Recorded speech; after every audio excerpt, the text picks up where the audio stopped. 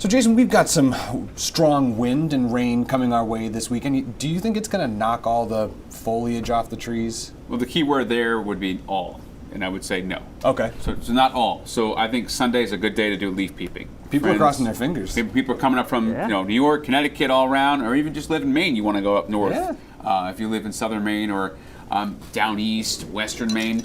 Right now, the sun's breaking out in Standish, getting that fog to finally lift.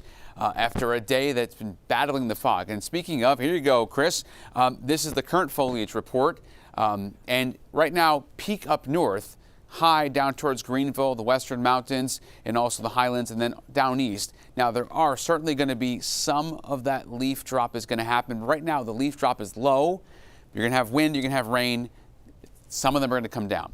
And it's going to be a day where we're going to see rain, wind, and waves for the weekend. Now, the waves are going to be not really up to the shore, and astronomically, we're very low this time of the year, so I'm not worried about surge with this storm.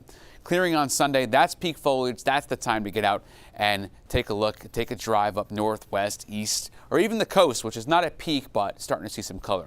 There's the visible satellite, all of the fog lifting. So finally the sun is out, looking out the window across the newsroom here in Portland, also in Standish.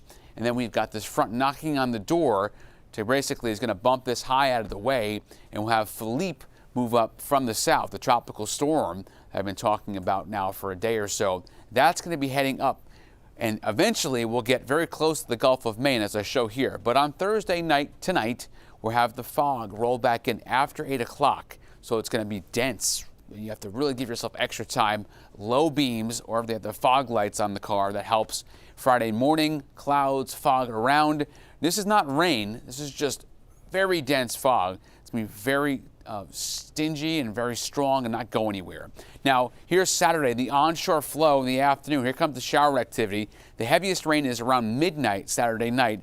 That's where the heavy rain comes through from Philippe as it goes extra tropical from a tropical storm. Basically, all it's going to mean is you've got this conveyor belt of moisture that's going to throw right into Philippe and give it that. But by Sunday afternoon, we're clear, we're dry, clear out, great for taking a look, a trip up north, east, south, whatever you want to go.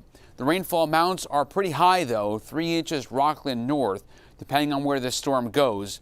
On the north and western side of this extratropical cyclone, you're going to have the heaviest rain, which is likely going to be mid-coast and down east.